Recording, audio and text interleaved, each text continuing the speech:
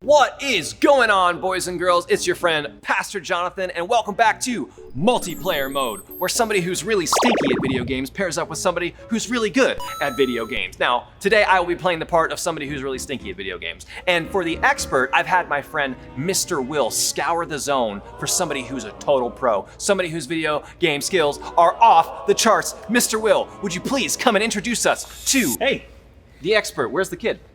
What kid? I told you to scour the zone for somebody who's really, really good at video games, man. Yeah, it's me. All right. What game are you good at?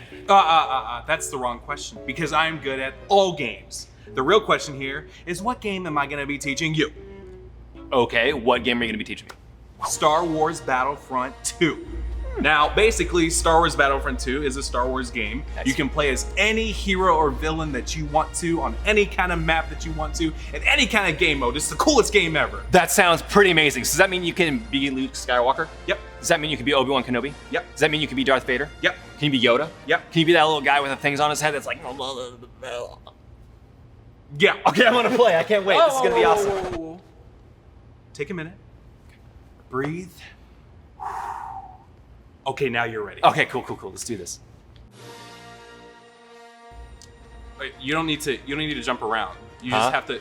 You don't Look have at to this. jump. There's bad guys behind you. So I just keep jumping like No, this? you gotta hit Ah! them. Somebody's getting me! I know, you gotta turn I around. turned off my lightsaber. You my turn. lightsaber. Oh. So what do you think? You know what? I think on a scale of 1 to 10, Yeah. you're not even a number. You know that little squiggly line that nobody uses on the keyboard? That's you. But that's okay, because I'm gonna train you and you're gonna become a master. Okay, cool. Can't wait. Let's do it. All right. This is training. Yep. How do I turn on my lightsaber? All right, so your lightsaber's on already, but if Okay. you want to turn it off, you just hold the square button. Why would I ever want to turn it off? If you want to hide somewhere. I'm gonna hide. Can you see me? No, I can't actually. You see me? And watch You're this. hidden. Ah! Lesson 2 is to hit. Bro, I don't want to hit you. That's okay, I hit you. Oh, okay. I want to hit you back now. That's it. That's it. Ah! No, so that's how you hit. Okay. And then when someone's attacking you, you have to learn how to block. Are you blocking me? I am blocking you now. This is fun. Wow. Okay, well, I think that I've taught you all that I can. Now it's time for me to release you into the wild. my Let me gosh. set up a real game. Okay. Whew, I'm a little nervous. Boys and girls, raise your hand if you've ever been nervous about something. Yeah, like maybe you felt like you just weren't ready, like you weren't in control. It kind of reminds me of the time Mr. Will and I went ice skating in New York City.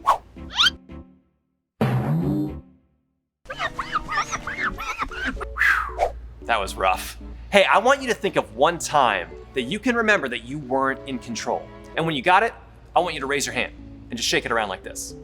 Okay, cool. We've all got different stories. And it could be that your parents didn't let you do something, maybe you didn't get a turn, or it could be something really, really serious. Like maybe your parents had to move away, or maybe your parent had to get another job and was at home for a while. Maybe it was a friend you thought you'd be able to see, but you didn't get to see him. Whatever the case, there's all those stories where we don't feel like we're in control. And the question is, what do we do, boys and girls? What do we do when we can't control anything around us? Well, when we have questions like this, we go to the Bible, because the Bible has a lot of great answers for us. And there's somebody in the Bible named Jonah who I think can help us with this problem. Let's tell the story. Jonah was a prophet on a mission from God, okay? But Jonah decided to take control of his life by running away from God. Yeah, that's what he did. He got on a boat to try to escape from God, but as I think we all know, it's pretty hard to escape from God. I mean, he created the whole universe, he's everywhere at once, and Jonah was trying something that was kind of impossible. And the controller of life got kind of knocked out of his hands when a storm came and rocked that boat back and forth.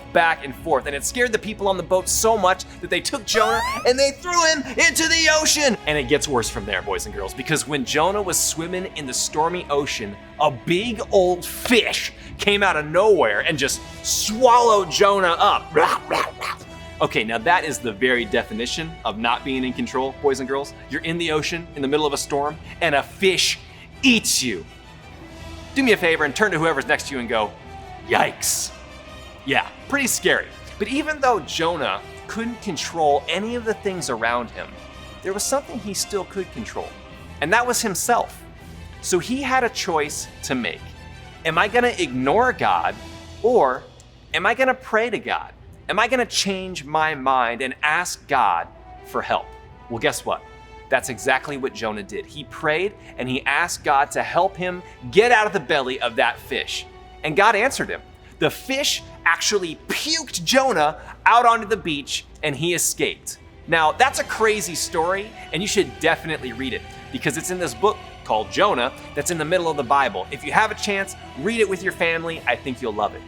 But what did Jonah do that was so important when he felt like he couldn't control anything around him?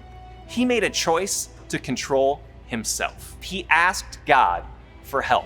You know what, boys and girls? Sometimes that's the hardest thing to do, is just to ask for help. But what do we do when we're playing a brand new video game and we have no idea how to play it? You just go on YouTube and you look for tutorials. You look for help. Or if you got a friend like this who's a pro at the game, you can ask them for help, right? That's right. The game is all set. Ooh, okay. Are you ready? I think so. I'm ready. Okay. Here you go. Let's see how I do. Oh, okay. There you go. Yeah. Got it. Wow. I think I've trained you so well. Thanks, man.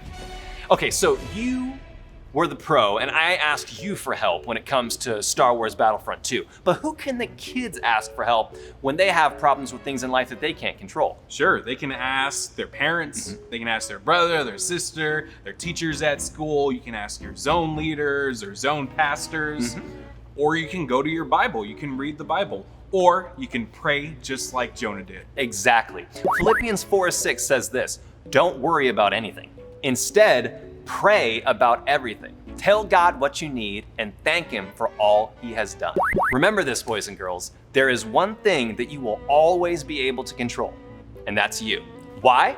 Because God gave you the choice, which is our big idea. Master Will, would you do the honor of doing the big idea with me, sir?